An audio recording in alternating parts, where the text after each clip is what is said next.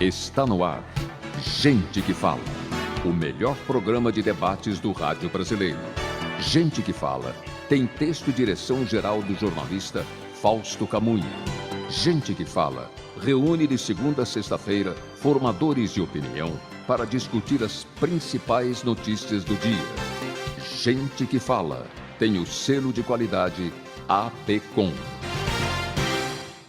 Olá, boa tarde. O programa Gente que Fala está começando ao vivo pela AltV, a TV da internet e também pelas redes sociais, imagens do Instagram, do Facebook, do nosso canal no YouTube, você sabe, para acompanhar essa nossa jornada de hoje, até a 13h. Curta, comente, compartilhe a nossa transmissão, participe também pelo WhatsApp, enviando perguntas aqui para o nosso entrevistado de hoje.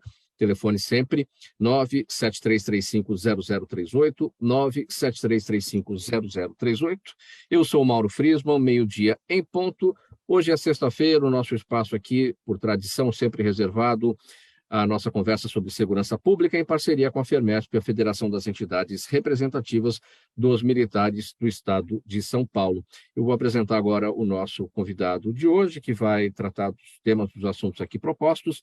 É o Coronel PM Fábio Rogério Cândido, ex-comandante do Comando de Policiamento do Interior 5, em São José do Rio Preto. Coronel PM Fábio Rogério Cândido é candidato a deputado estadual pelo PL. Tudo bem, Coronel Fábio? Bem-vindo. Já esteve com a gente aqui no programa Gente que Fala e retorna para uma nova conversa. Tudo bem por aí? Tudo bem, Mauro. Muito obrigado pela nova oportunidade de estarmos juntos aqui no Gente que Fala. Eu estou à disposição, né? À disposição sua, do nosso público aqui, para dirimir qualquer dúvida, né? Sempre é bom ter esse tipo de oportunidade. Então, muito obrigado pelo convite. Então, vamos aqui falar sobre o trabalho da Polícia Militar na região de Rio Preto.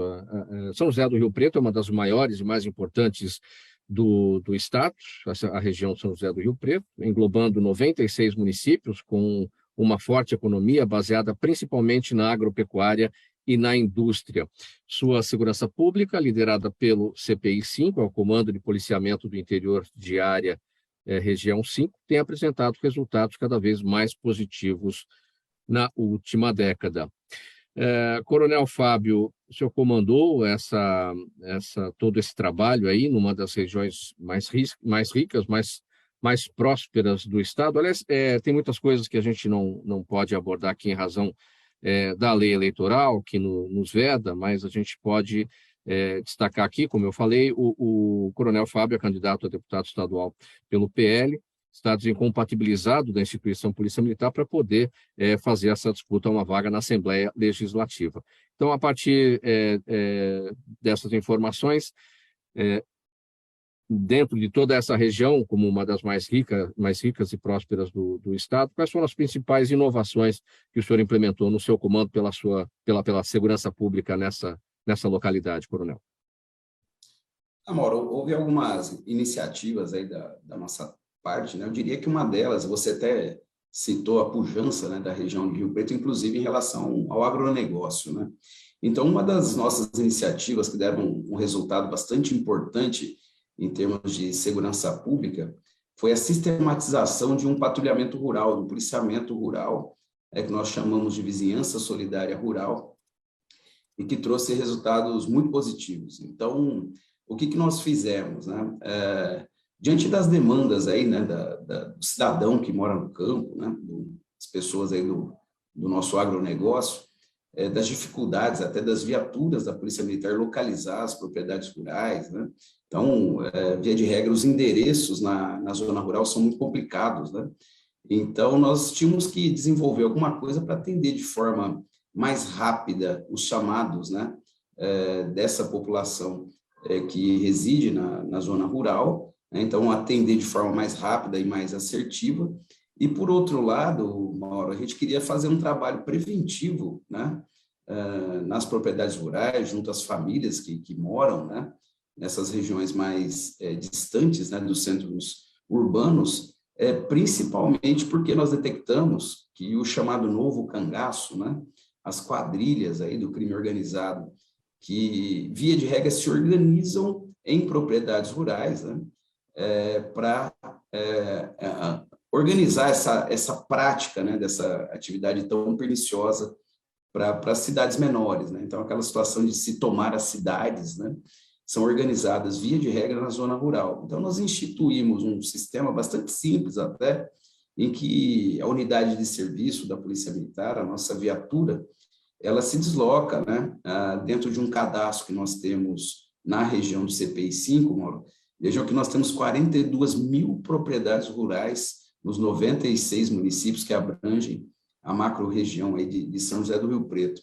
Então, nós catalogamos todas essas propriedades, a viatura vai até a sede da propriedade, faz uma entrevista ali com o caseiro ou mesmo com o proprietário rural, para saber quais são as necessidades, né, o que acontece em termos de crimes nessas propriedades, mesmo porque a gente tinha um número muito grande de subnotificação de crimes, né?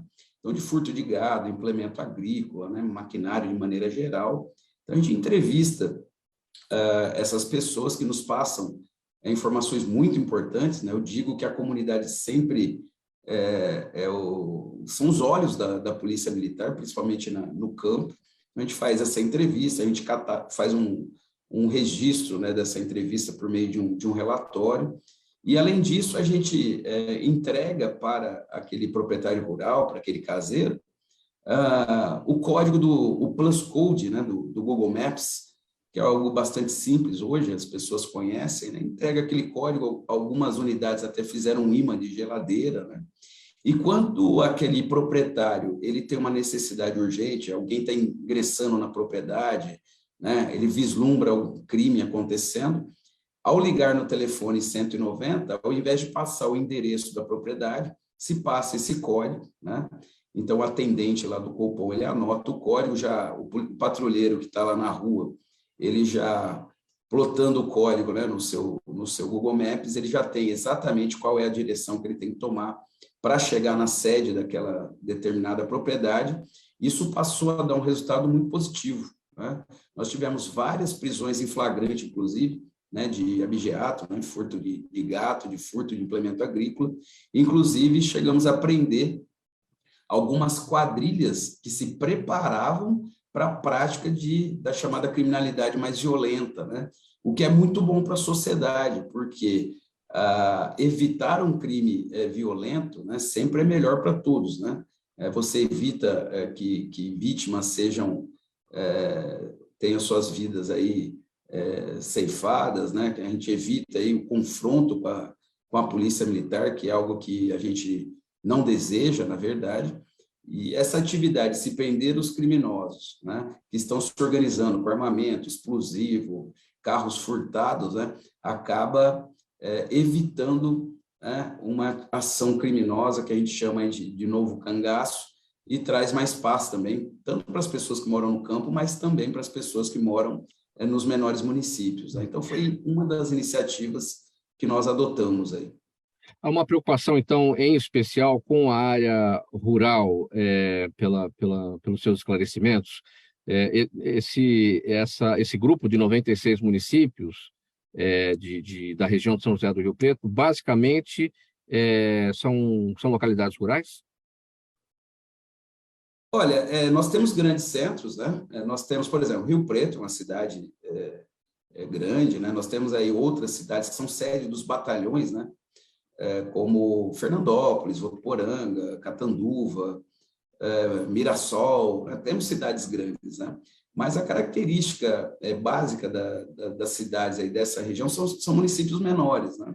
E são municípios mais vulneráveis, né? Por vezes, nesses municípios, nós temos uma única unidade de serviço, né, da Polícia Militar, né? Então, a gente usando tecnologia, né, a gente usando nessa ação simples, como eu disse a você aí, de estar presente nas propriedades rurais, né, e de implementar também a parte tecnológica, né, outra inovação nossa, fazer aquilo que a gente chama de cinturão eletrônico ou muralha digital, né, são nomes diferentes para as mesmas coisas, que é se fazer um cercamento com câmeras nesses municípios, nas entradas e saídas desses municípios também, câmeras com leitores OCR, né, leitores de placas, inclusive, que tem permitido também uma eficiência maior da polícia e até também atuando na ação preventiva, vamos dizer assim, porque o criminoso, sabendo que o município é monitorado,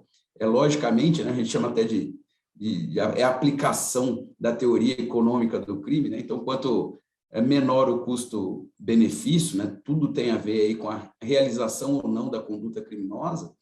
Os criminosos, sabendo que aquela região, aqueles municípios são monitorados, né, e que a polícia tem acesso a essas câmeras, a essas placas, isso também foi disseminado na região, e esse conjunto de ações realmente trouxe melhorias quanto à eficiência da segurança pública nesses municípios, né? Então, são algumas iniciativas nossas aí que estão tendo continuidade agora pelo comando que assumiu, né, a região, e que tem levado uma situação de mais tranquilidade para as pessoas, né? Coronel Fábio Rogério Cândido, ex-comandante do Comando de Policiamento do Interior 5, em São José do Rio Preto, nessa conversa hoje com a gente no programa Gente que Fala. Sexta-feira é sempre dia a gente tratar por aqui de segurança pública em parceria com a FERMESP, a Federação das Entidades Representativas dos Militares do Estado de São Paulo. Coronel Fábio, o senhor falou desse trabalho feito de entrevistas, né, com os caseiros, com os proprietários rurais, para levantamento das dificuldades, a preocupação de cada um em relação à defesa, a sua autodefesa, né, por conta da criminalidade. O que vocês verificam na natureza dessa criminalidade? O senhor falou em roubo de gado, maquinário, o que é que mais preocupa o proprietário rural, os caseiros, aqueles que estão nos pontos mais distantes e que apresentaram essas informações para vocês? Olha, Mauro, a grande preocupação, né, dessas pessoas, elas residem no sentido de que as famílias deles, né, ficam, de certa forma, desprotegidas em razão da distância, né, com centros urbanos, né? Então, você está num centro urbano, é natural que, ao ligar, né, para o 190 da Polícia Militar, a viatura da Polícia Militar vai chegar de forma muito mais célere, né? Então, essa é a grande preocupação, né, de serem atacados por criminosos e as suas famílias serem, de alguma forma, aí, sofrerem, né, as agruras aí de um criminoso, né? E também, em segundo plano, a questão patrimonial, né? Porque, via de regra, essas pessoas comercializam produtos aí que são produzidos, principalmente nas pequenas propriedades, né? Tem uma horta, vendem algum tipo vende mel, outro vende queijo e tal, e acaba se acumulando um pouco de recurso, de dinheiro, né, nas residências, o que também atrai os criminosos menores, vamos dizer assim, mas que vão em busca desse dinheiro. Então, quando a gente orienta o proprietário, quando a viatura se desloca e conversa com essas pessoas, são dadas orientações também de como evitar, né, esses tipos de crime, né, como que aquela pessoa que mora no local mais isolado pode, né, de mote próprio, vamos dizer assim, também evitar que esses crimes aconteçam, né? Então, orientações sobre a proteção da própria residência, né, orientação sobre a colocação de câmeras na propriedade, enfim, uma série de condutas aí que são passadas a essas pessoas para evitar, pelo menos no primeiro momento, né, que as suas famílias sejam agredidas, até que a unidade de serviço da Polícia Militar possa se deslocar aí e dar o amparo necessário, né, para essa pessoa que está numa situação, às vezes, de emergência, né? Então, é isso. A gente sempre destaca aqui, Coronel Fábio, e bate na mesma tecla, sobre a necessidade das pessoas, quando o crime acontece, de fazer o boletim de ocorrência, de levar a informação para a polícia, para que vocês tenham um mapeamento da criminalidade e possam traçar as estratégias para o trabalho de combate, para o trabalho de prevenção e tudo mais. O fato de uma propriedade rural estar mais afastada dos batalhões de polícia militar, estar mais afastada das delegacias de polícia, faz com que os crimes aconteçam e os proprietários rurais não relatem isso para a PM, não façam os boletins de ocorrência, prejudicando esse trabalho de combate? Esse é um dos aspectos que a gente detectou, né? A subnotificação de infrações penais, né? E como você disse, a Polícia Militar ela trabalha dentro de um planejamento que é fundamentado na estatística, né? Então, se essas ocorrências elas não são comunicadas à Polícia Militar, ficam na cifra, a gente chama de cifra negra, né, do crime, né, a gente pensa que está tudo bem naquela determinada região, né? Então, é incrível como esses relatórios desses policiais que têm feito essas visitas comunitárias, né, aos proprietários rurais têm trazido esse tipo de informação que a Polícia Militar não tinha, né? Isso tem ajudado, inclusive, numa maior eficiência do planejamento, né, de atividade preventiva da Polícia Militar, que é o carro-chefe, né, da Polícia Militar, é a atividade para se evitar com que o crime aconteça, né? Vou dar um exemplo. Nós, também por meio dessas visitas, nós verificamos um grande número de furtos de um determinado veículo, que são as chamadas Hilux, né, as picapes, né? Então, os registros dessas ocorrências, via de regra, se dão nas delegacias do município, né? Então, às vezes, não se passava exatamente, né, onde tinha sido o furto daquela caminhonete, ou mesmo o roubo, né? E quando se visita lá o proprietário rural que foi vítima desse furto, a gente sabia exatamente, a gente conseguiu traçar uma rota, Mauro, de onde essas caminhonetes eram furtadas e para onde iam. E com isso nós conseguimos prender uma grande quadrilha aí, há cerca de uns 2 meses e meio atrás, uma quadrilha que furtava, que tinha como modus operandi o furto desse tipo de veículo, né? Então, vejam como isso é importante, né? Como eu disse, os olhos da polícia são as pessoas, né? E as pessoas que moram nas propriedades rurais acabam passando informações muito importantes para nós. E o fato de ser roubo ou furto, né, dessas caminhonetes, dessas SUVs, enfim, a gente observa que nessas ações aí do Novo Cangaço, em cidades do interior, esses carros são usados. Isso dá uma pista muito grande para a polícia, para o mapeamento e para o controle, né, para a prevenção de outras ações nesse tipo de crime, né? Exatamente isso, né? É muito comum usar essas viaturas de maior porte, desculpem, esses veículos de maior porte, né? Justamente porque ele permite o carregamento de explosivo, carregamento de armamento mais pesado, né? O carregamento, inclusive, do produto, né? Do roubo, né? Então, esses veículos são bastante visados, e é por isso até que a polícia também foca muito os olhares para esse tipo de carro, né? Então, realmente você tem razão, e os veículos que são furtados, em grande parte das vezes, são furtados para serem utilizados aí até pelo crime organizado nessas ações da macro. Programa Gente que Fala de volta, ao vivo, pela UOL TV, a TV da internet, imagens também das redes sociais, Instagram, Facebook, o nosso canal no YouTube, para você acompanhar essa nossa jornada de hoje.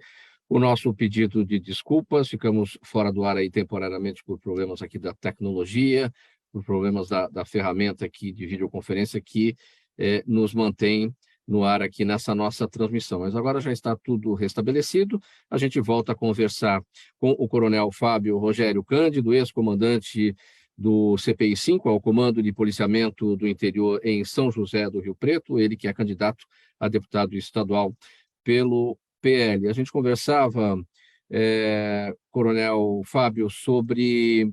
Vamos retomar aquela última pergunta sobre a dificuldade que os proprietários, os caseiros das áreas mais distantes têm em relação aos batalhões de polícia, em relação às delegacias de polícia, para registrar a ocorrência dos crimes, e isso, claro, dificultando, evidentemente, a ação, o trabalho de planejamento das estratégias de combate à criminalidade que a polícia tem que fazer. Mas aí é que entra o trabalho de vocês, com tecnologia, para poder suprir essa dificuldade, certo?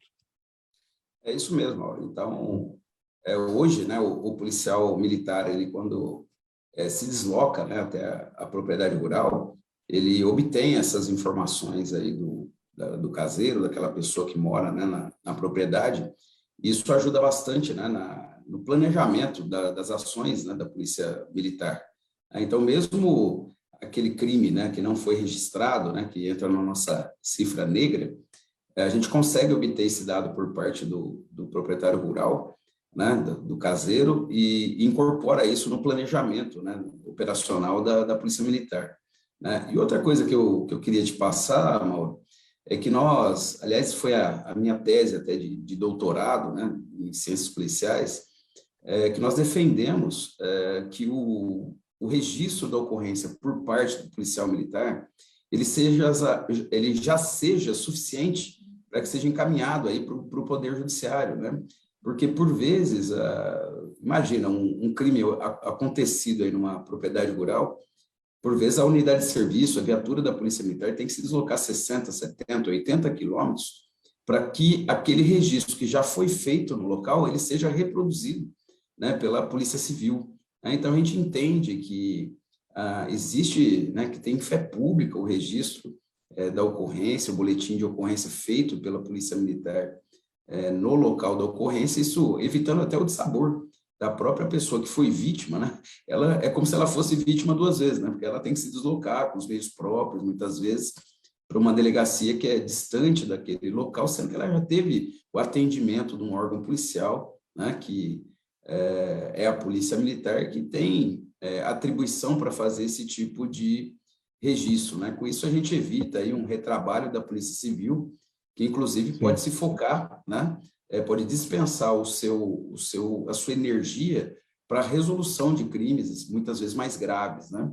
Então, é um projeto que eu defendi no meu doutorado, que virou até um livro, Direito Policial, Ciclo Completo de Polícia, e isso, inclusive, foi recepcionado agora, mais recentemente, no projeto de revisão do Código de Processo Penal. Então, isso está bem sacramentado lá no projeto, foi uma ação que nós fizemos junto aos nossos deputados federais, né? E nesse projeto de revisão do Código de Processo Penal, fica estabelecido que a Polícia Militar, ela poderá fazer esses registros, né, no local dos fatos de infrações penais de menor potencial ofensivo, que ficam, que em suma são as infrações penais, os crimes e contravenções penais com penas máximas de até 4 anos, inclusive, que é um grande volume, né, dos crimes, inclusive o furto, né, que é realizado aí nas propriedades rurais. Então, a gente pensa que esse é um avanço até em termos da eficiência do nosso modelo policial, né? O senhor fala da Polícia Militar ter a possibilidade de lançar mão do boletim circunstanciado. Exato, do termo circunstanciado de Termo ocorrência. circunstanciado, sim. Algo que nós fizemos de forma inovadora na região de São José do Rio Preto, quando eu era tenente ainda, né? Isso há bastante tempo atrás, e que dava um resultado positivo. E hoje, em 12 estados da federação, se estabeleceu essa sistemática, né, do registro das infrações penais de menor potencial ofensivo por parte da Polícia Militar, sem necessidade, né, de encaminhar essa ocorrência para a Polícia Civil, encaminhando essas ocorrências diretamente para o Judiciário, o que acarreta aí uma economia de meios, né, e um sistema muito mais eficiente, né? Infelizmente, no estado de São Paulo, que foi um dos precursores, né, dessa sistemática, por conta aí de uma resolução do então secretário de Segurança Pública, que permanece válida até hoje, né? Nós não conseguimos fazer esse procedimento em prol aí da comunidade, que é a maior beneficiária, né, desse procedimento, né? Ainda falando sobre tecnologia, Coronel Fábio, pelo que eu entendi, esse trabalho com os proprietários rurais é uma ação específica de São José do Rio Preto, uma ação específica aí do CPI 5, né? Agora, qual é a semelhança que o senhor falou? Todo esse trabalho é baseado em cima do Plus Code, do Google Maps, que cria essa possibilidade de um endereço digital, um CEP digital, para que a viatura consiga localizar a propriedade que está precisando do socorro da polícia. Qual que é a semelhança entre esse trabalho e o programa Rotas Rurais, que tem esse objetivo também, mas, curiosamente, não tem a ver com a Secretaria de Segurança Pública de São Paulo, foi desenvolvido pela Secretaria de Agricultura, né? Já que é uma demanda dentro da área da agricultura, porque tratam-se de propriedades rurais. Qual que é a semelhança entre esse sistema de vocês e o Rotas Rurais? É que, na verdade, pelo Rotas Rurais, se fez, né, também o georreferenciamento da propriedade, né, aquela história toda, só que o georreferenciamento, muitas vezes, ele dá no centro da propriedade. E você imagina uma propriedade grande, uma fazenda, por exemplo, né, e que tem como referência de endereço o centro da propriedade, quer dizer, a casa, né, do caseiro, né, do proprietário rural, o maquinário, via de regra, não está no centro da propriedade. Então, o que nós precisamos, e a deficiência que nós vimos nesse modelo estabelecido pela Secretaria de Agricultura é justamente essa. Nós precisamos da entrada da porteira da propriedade, e não do centro da propriedade, né? Porque as pessoas residem na sede da propriedade rural, né? Então, é isso que complicava demais, né? A gente pensou em usar essa base de dados, mas, em termos de segurança pública, ela não significa, ela não serve para absolutamente nada, né? Porque te dá só uma referência de um ponto, que via de regra é um ponto central da propriedade, mas isso não basta para nós atendermos as pessoas que residem, né, na zona rural, né? Então, é um sistema que realmente não houve como nós comunicarmos, né, o sistema da Secretaria da Agricultura com o da Secretaria de Segurança Pública, e mais especificamente com essa iniciativa, que é uma iniciativa que foi nossa lá e que está sendo, na verdade, reproduzida em outras regiões do estado de São Paulo. Sim. Durante o seu comandamento aí no CPI-5, o senhor defendeu e introduziu melhorias no dia a dia dos policiais militares, né? O apoio aí o reconhecimento, a atenção aos recursos humanos, né? O que foi importante nesse aspecto para um dia a dia melhor aí dentro já do que a gente conhece, estressante trabalho do policial militar? Esse foi talvez o grande foco, né, da minha gestão, né, junto ao comando do CPI-5, é algo que eu carrego, na verdade, desde a minha formação, né, na Academia do Barro Branco. Talvez por conta de ser, né, filho de um soldado da Força Pública, de 1964, Mauro, e falo do meu pai aqui com carinho muito grande, porque ele foi talvez um dos grandes responsáveis por eu desenvolver essa característica, né?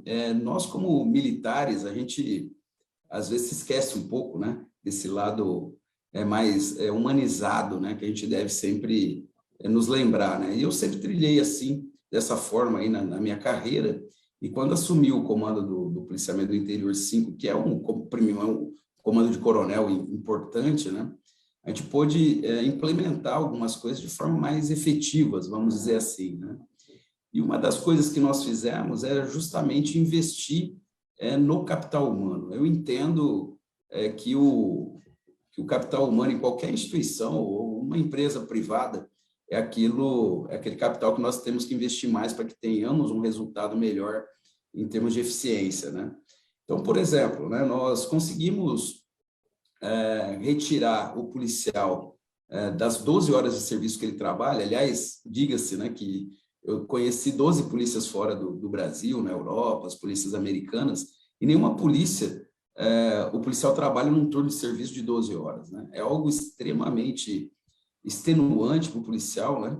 E a gente, sabendo disso, nós conseguimos tirar por 2 horas do turno de serviço o policial para fazer uma atividade física, né, para fazer algum tipo de treinamento, arrefecendo até um pouco, né, os ânimos, né, do policial, investindo também na questão de se dar algum respaldo até psicológico também para o policial, né? A gente sabe que essa atividade de policiamento ela acaba atingindo, né, o policial não só no que se refere ao cansaço físico, mas também ao cansaço mental, né?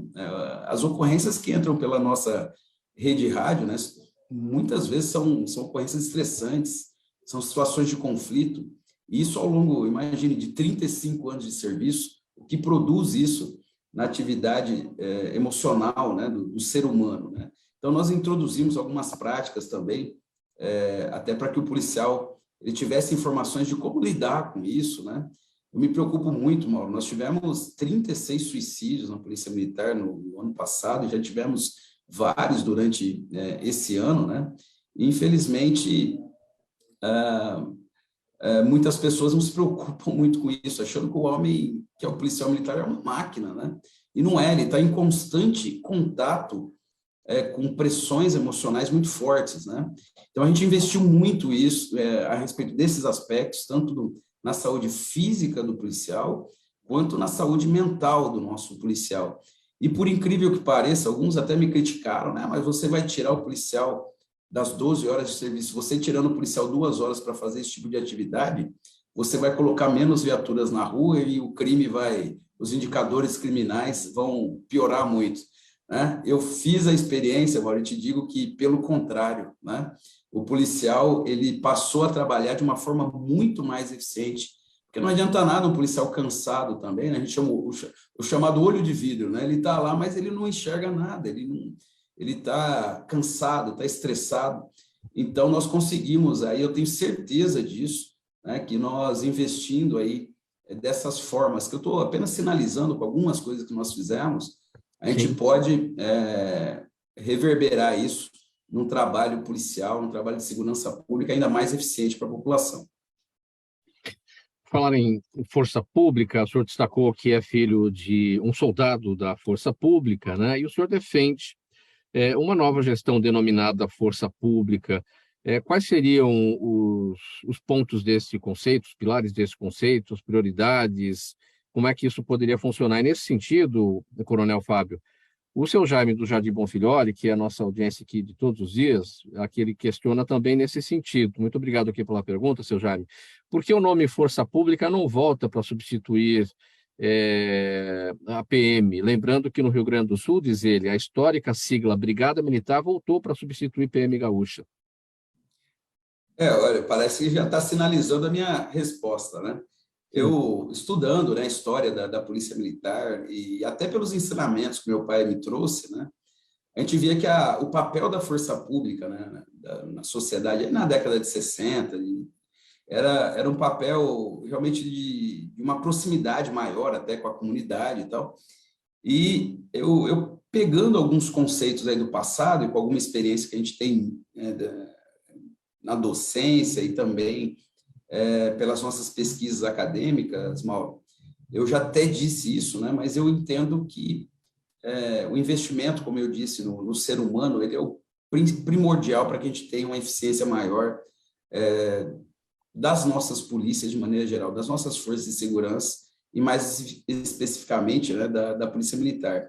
Então, dentro desse projeto, aí, a nova Força Pública, nós focamos em algumas melhorias, né, para a qualidade de vida dos policiais militares. É lógico que isso passa por uma revalorização salarial, né, não tenho dúvida disso, né, eu acho que o estado mais rico da nação não pode pagar o segundo, o terceiro pior salário, né, para o seu agente público, para o seu policial militar, que enverga, inclusive, a bandeira do Estado, né, nos seus ombros, né? Então, a gente entende que nós precisamos, sim, revalorizar os salários dos policiais, mas mais do que isso, né, e até pegando exemplos aí de polícias de países desenvolvidos, né, a gente sabe que o salário de policiais no mundo democrático não é um salário que vai levar ao enriquecimento, não é isso que a gente busca.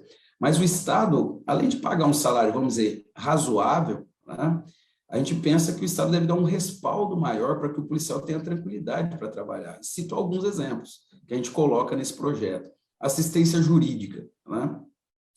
Vejam bem, eu falo com conhecimento a respeito disso, porque fui policial de rua, comandei o patrulhamento nas ruas e fui a ruína financeira, Mauro, por conta de alguns entreveros que nós tivemos com criminosos, né? E tivemos que colocar recurso do próprio bolso para pagar um advogado de qualidade, né? Então, eu penso que isso é inadmissível para um órgão de Estado como a Polícia Militar, né, que representa o próprio Estado, que faz a segurança da sociedade, nós deixarmos o policial vulnerável no aspecto jurídico, como eu coloquei, né? Tanto que na minha dissertação de mestrado eu tratei exatamente disso, da assistência jurídica para o policial militar. O policial militar que está nas ruas, ele está fadado a se envolver num acidente de trânsito com a viatura de uma forma muito mais incisiva a possibilidade de acontecer isso do que em relação a um cidadão comum, né? Ele tem que se deslocar para situações de emergência, né? Ele tem que atender o chamado de forma mais rápida e, por vezes, acaba sofrendo um acidente, né? E tem que colocar recurso do próprio bolso, né, para pagar um advogado, porque sempre é instaurada, no mínimo, uma sindicância. Quando ele efetua um disparo em direção a um criminoso, todas as vezes, né, que o policial ele ingressa num entreveiro, numa troca de tiros com o criminoso, necessariamente é instaurado um inquérito policial militar e a defesa de qualidade, né, não é realizada por parte do Estado, né? E é possível, Coronel Fábio, a implementação de todas essas medidas para essas correções necessárias que o senhor aponta, para que essa ideia que o senhor tem da defesa de uma gestão denominada nova força pública não seja apenas uma mudança de nomenclatura da PM Paulista, mas que seja uma mudança de conceito. Você muda o nome, mas você muda também tudo aquilo que é voltado à valorização do policial militar. Exatamente, né? A mudança do nome, né, ela não basta, né? Ela tem que ter um conteúdo, né? E esse recheio é o que nós colocamos nesse projeto, né? Dou outro exemplo, né? O policial militar, principalmente do interior, ele não tem uma assistência médica, né? Nós passamos seríssimos problemas aí no período da pandemia, porque a Polícia Militar foi um dos poucos órgãos públicos, né, que não deixou de estar nas ruas, né? Inclusive fazendo escolta das vacinas, né? A Polícia Militar que fez a escolta de todas as vacinas, porque havia um receio de pessoas aí até desavisadas, né, tentarem tomar as vacinas aí das pessoas que estavam, né, dos profissionais de saúde que estavam transportando. Então, nós fizemos essas escoltas, o policial ficou muito vulnerável nesse período, tanto que houve, né, infelizmente, um número grande de baixas aí de policiais, infelizmente, por conta da Covid-19. Mas só para exemplificar, hoje um policial lá de São José do Rio Preto, né, que adoece, né, que fica doente, ele não tem uma assistência médica por conta do Estado, né, que tem algum diferencial, né, pela sua natureza aí de agente público, né, importante como é um policial militar. Eu tenho que transportar esse policial para São Paulo, onde há o hospital da Polícia Militar, que, aliás, é um hospital muito bom, mas são 450 quilômetros, né, para você transportar numa ambulância. Então, isso não é uma assistência adequada. Imagine a família, né, o pai, né, a mãe, os filhos, a esposa, ficando lá em Rio Preto, né, imaginem isso, né, e o familiar, o policial militar internado em São Paulo, a complicação que isso ocasiona aí para a família, né? Então, o que a gente pensa, Mauro? Que o policial ele tem que ter, logicamente, uma revalorização salarial, mas existem outros aspectos, né, da vida desse profissional que devem ter um cuidado maior por parte do governo do Estado. E é isso que a gente pretende implementar, né, dentro desse projeto A Nova Força Pública, né? Mesmo porque um policial com esse respaldo por parte do Estado, ele vai prestar um serviço com muito mais qualidade. O policial ele tem que estar tranquilo, ele tem que ter, né, um respaldo para a sua família, ele tem que ter um salário, né, que atenda pelo menos dignamente a sua família, porque ele trabalha só com crises, né? Ele trabalha prestando serviço para a população, né, onde ele tem que ter esse equilíbrio para poder resolver conflito. E, portanto, a gente entende aí que esse investimento no policial, ele é necessário e é urgente, Mauro, né? E não é só questão salarial, mas eu uso muito esse termo, né? Esse carinho, né, que a população já tem pelo policial deve ser reconhecido também por parte dos governos. Sim. O seu nome surgiu como uma possibilidade aí para o Comando Geral da Polícia Militar do Estado de São Paulo. O senhor persegue esse posto? Ora, infelizmente, digo infelizmente por quê, né? Porque houve essa sondagem, esse convite, e eu não aceitei, né, esse convite por conta dos meus posicionamentos que eu acabei até de explicitar aqui, né? Eu entendo e friso isso a todo momento, que nós pensamos que nessa nova força pública, o foco principal tem que ser no ser humano, no policial, na policial, que está aí diuturnamente no combate da criminalidade para nos dar segurança aí às nossas famílias, né? Infelizmente, esse projeto não foi o projeto visto com bons olhos pelo atual governo do Estado de São Paulo, e eu não poderia aderir a um projeto diferente deste que eu que a gente apresentou, Mauro. Então, nessas tratativas, né, não que eu tenha colocado condições ao atual governo, mas eu me coloquei plenamente favorável a que houvesse um investimento não só em material, em equipamento, e isso a gente tem que dar crédito a quem tem crédito. Hoje a Polícia Militar está muito bem equipada, muito bem armada, nós temos viaturas semi-blindadas, temos câmeras corporais, né, temos uma estrutura de quartéis muito boa, né? No entanto, o que falta é o investimento, né, no ser humano, né, naquele homem e naquela mulher que diuturnamente estão aí protegendo a sociedade. E parece-me que não foi bem vista, né, essa sinalização que eu dei a respeito do que eu gostaria de fazer enquanto comandante-geral da Polícia Militar, né, e tive que declinar dessa possibilidade por conta desse desalinhamento de propósitos, vamos dizer assim. Não? E esse trabalho implementado no CPI-5, na região de São José do Rio Preto, e que o seu desejo era ver tudo isso ser implementado em todo o estado de São Paulo, o senhor vê a possibilidade disso extrapolar as divisas e ir para outras PMs de outros estados brasileiros? Olha, isso já está sendo objeto, né, de realizações aí em outras polícias militares, né? A gente vê que até em termos salariais, né, a gente tem visto governadores de outros estados da federação tendo esse reconhecimento por parte não só da Polícia Militar, mas das forças de segurança de maneira geral, Polícia Civil, a Polícia Técnico-Científica, né? E estados até que têm uma pujança econômica muito menor, né, do que a do estado de São Paulo, né? Infelizmente, como eu já disse, o estado mais rico da nação paga o segundo, o terceiro pior salário do Brasil, né? E a valorização começa, assim, por essa revalorização salarial. Nós vamos para outros estados, né? E aí, estados que eu conheço, em loco, inclusive, né, essa questão da assistência jurídica já foi incorporada há muito tempo, né? Como direito concedido pelo Estado para os policiais de maneira geral, especificamente para os policiais militares. Da mesma forma, né, assistência médica, né? Boa parte dos estados já concedem, né, esse direito aos nossos policiais militares, né? Programas de moradia, Mauro, né? Existem muitos estados, e é outra deficiência que nós temos, né? Infelizmente, o policial, pela condição salarial difícil que a gente passa no estado de São Paulo, ele acaba dividindo o muro com o criminoso, né? Até aquela história que a gente sempre ouve do policial, ele não poder, a esposa do policial que lava a roupa dele, né? Não poder estender uma farda no varal por conta de receio de represálias. Então, o que a gente quer é mudar essa realidade que já foi implementada em outros estados e com resultados absolutamente positivos. Então, a gente acredita nesse projeto. Hoje eu busco, né, por outras vias, né, você até já sinalizou aqui nesse programa, me apresentando aí, na condição de candidato, inclusive. A gente acredita nesse projeto e é isso que a gente pretende implementar no futuro.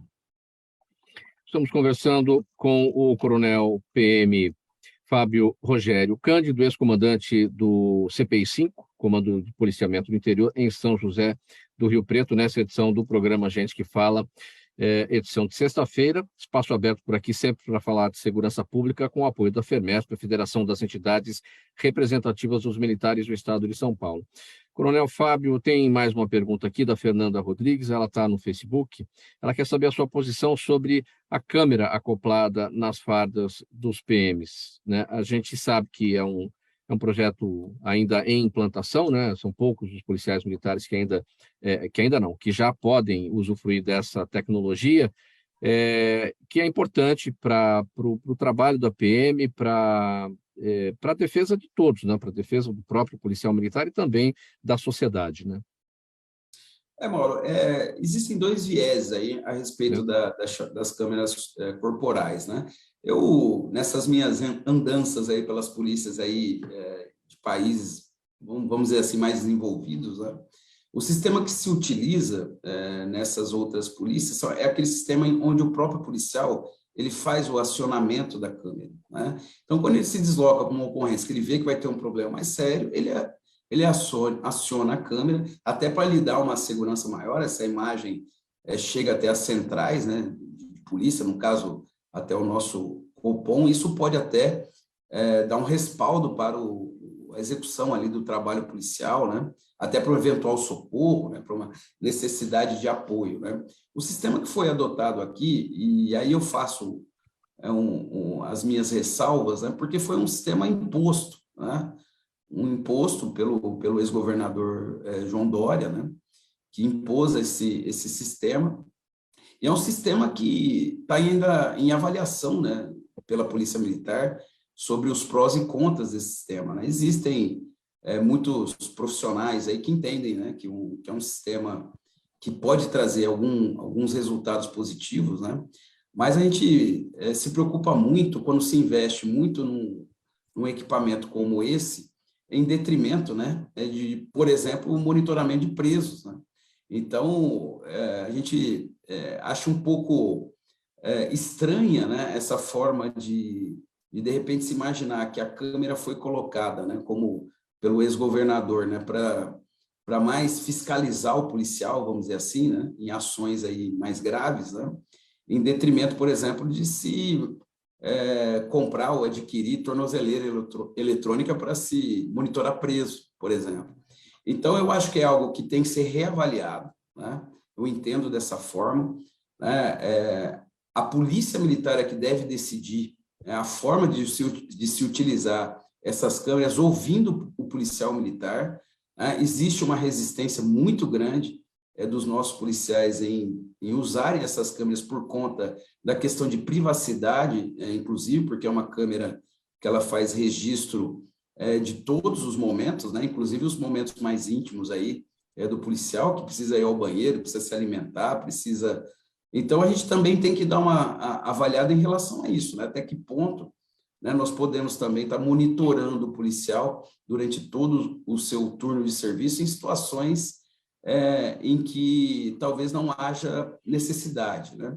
Então, é algo que ainda está em construção e que eu acho que a gente tem que estar avaliando a todo momento para ver a melhor utilização desse equipamento, né? Eu não sou taxativo em dizer que sou absolutamente a favor ou absolutamente contra, porque é algo que está em construção. Eu acho que nós vamos poder chegar em determinado momento, num meio termo aí, onde a gente possa utilizar esse equipamento da forma que a gente acha que operacionalmente ela é melhor para ser utilizada. Mas friso, né? Nós não temos equipamentos para monitorar presos, né? Então, se nós pensarmos que a câmera é um equipamento para monitorar o policial, nesse sentido, eu sou absolutamente contra. Eu acho que a câmera deve ser um equipamento para colaborar com a ação do policial, principalmente em relação à sua segurança. E está se dando uma conotação muito política, muito politizada em relação a esse equipamento, que eu acho que quem tem que resolver é aqueles que tecnicamente entendem do assunto, né? Que principalmente é o patrulheiro que vai utilizar esse equipamento, né? São os oficiais que estão à frente desse projeto. Mas ele não tem funcionado para proteger justamente o policial? Pelo menos essa acho que seria a ideia inicial. Não tem sido nesse sentido? Proteger o policial, evidentemente, e a própria sociedade. Não, eu vejo assim, Mauro, que existem circunstâncias, eu sou favorável à câmera com acionamento por parte do próprio policial. Certo, né? certo. E esse sistema que nós adotamos, ele faz a gravação de todos os momentos do policial, né? Então, eu acho que tem que haver esse equilíbrio, né? É uma forma de equilíbrio. Eu até, conversando com alguns profissionais aí que a gente conhece nos Estados Unidos, né? A gente vê que lá eles utilizam um sistema que o policial aciona, e eu vi isso em loco, né? Então, é um sistema que eu acho que, poxa, se um país desenvolvido, né, eles estabeleceram, depois de muitos estudos, esse formato da utilização da câmera, eu acho que a gente deveria também pensar num formato semelhante ao que existe como melhores práticas aí em outros países do mundo. Então, esse que é o meu posicionamento. Eu não estou convencido, né, de que a câmera, da forma que está sendo colocada, que ela pode levar um resultado melhor do que em países aí desenvolvidos. Ainda não estou convencido disso. Muito bem, a gente tem em prática aí, o governo colocou em prática a Operação Sufoco, mais policiais na rua para combater o aumento aí dos roubos e tal. Isso teve como ponto de partida crimes cometidos por falsos entregadores, falsos deliveries, né? O que o senhor acha dessa medida? Está funcionando? Para onde a gente caminha nesse aspecto? Olha, Mauro, eu costumo dizer que até o nome dessa operação, né, eu acho que foi um nome equivocado, né, que foi um nome que veio do próprio governo do Estado. Eu vejo que é sufoco, a gente fala que é o sufoco do policial, né, porque quando se diz que estão colocando X policiais a mais nas ruas, na verdade estão se colocando os mesmos policiais sendo empregados nos horários de folga, né, nessa política de comprar o horário de folga do policial, que eu sou absolutamente contra, né, na sua essência. Eu penso que o governo não pode colocar como política salarial para o policial militar, né, a hora extra, vamos dizer assim. Eu acho que o policial ele tem que ter um salário digno, né, dentro daquelas horas regulares de serviço. E hoje Isso o era que se contra a Operação faz... Delegada, então.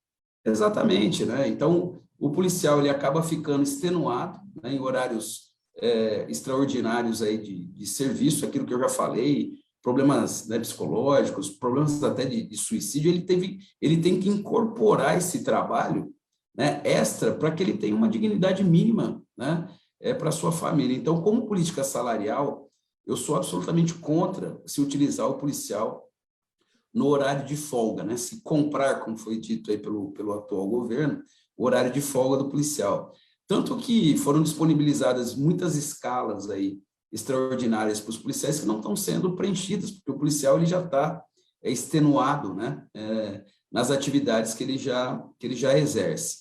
E vejo também que não tem dado um resultado positivo, né? Nós, infelizmente, tivemos na região central de São Paulo e Avenida Paulista, nessas regiões, só no primeiro semestre, mais de 10 mil roubos, né? O que demonstra que essa operação, que tem um foco principalmente nesses locais, ela não está trazendo resultados positivos, né? Eu sou muito mais a favor da utilização de inteligência policial, de outros mecanismos, né, inclusive com o uso da tecnologia, para coibir esse tipo de crime, do que propriamente empregar um policial cansado, né, que está extenuado, né, que já, como a gente costuma dizer, não tem mais aquela energia, né, para estar no combate aí no seu horário de folga. Bem brevemente, Coronel Fábio, dá para substituir essa jornada que a gente conhece, 12 por 36, ou seja, o policial trabalha 12 horas, dia sim, dia não. Dá para substituir essa jornada pela jornada tradicional de 8 horas por dia, como acontece com os policiais que atuam administrativamente. Teria que haver aumento do efetivo, evidentemente, teria que ter mais contratações, mas qual é o caminho justamente para que se diminua essa carga horária e que se proporcione uma folga melhor para cada um, né? Não, eu acredito que sim, Mauro. Eu defendo particularmente uma escala de serviço de 10 horas de serviço, mas com 2 horas para que o policial ele faça atividade física, tenha lá seu treinamento de defesa pessoal, ele possa ter um amparo até no âmbito psicológico, né, que ele possa ter contato com conhecimentos até que vão melhorar, né, a sua eficiência aí na atividade de patrulhamento, né? Então, eu sou bastante favorável a esse horário, que, na verdade, é o horário de 10 por 38, que é um horário que nós vislumbramos aí em outras polícias, inclusive, né? E, além disso, sistemas de retirada, né, desse patrulheiro, aí, por vezes, do serviço operacional, para que ele tenha um arrefecimento, Mauro.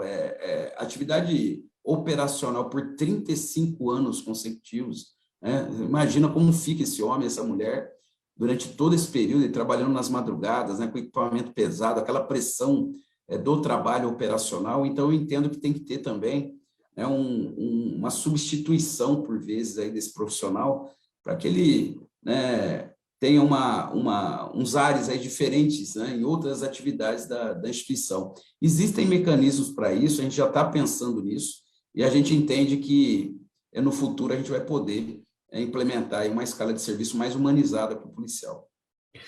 Coronel Fábio Rogério Cândido, ex-comandante do CPI-5, Comando de Policiamento do Interior, em São José do Rio Preto, candidato a deputado estadual pelo PL. Sua despedida bem breve para a gente encerrar essa edição do programa Gente que Fala.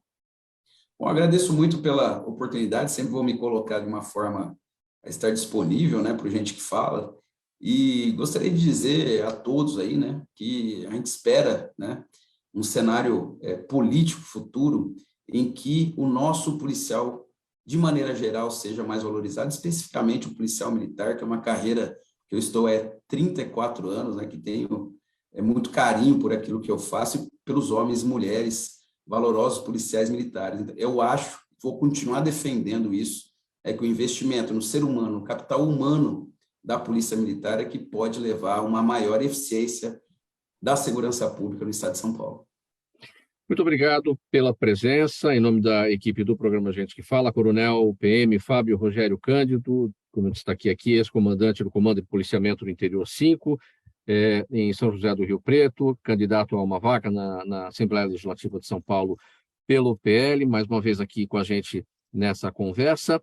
O programa Gente que Fala é uma realização da ABCOM, na técnica da UltiVi, o Sérgio Oliveira. Obrigado, Sérgio, aí pelos trabalhos. Apresentação minha, Mauro Friesman, pauta e redação do Pedro Schiavon, Zenilda Salvato, nossa diretora de produção, o jornalista Fausto Camunha, o nosso diretor-geral, o Alberto Luchetti na direção-geral da UltiVi, e do outro lado, você espectador, você internauta, sempre a razão das nossas transmissões aqui, a razão da nossa presença todos os dias. A gente avançou um pouquinho no horário hoje, em razão da queda do sinal que a gente teve ao longo da transmissão dessa entrevista com o Coronel Fábio.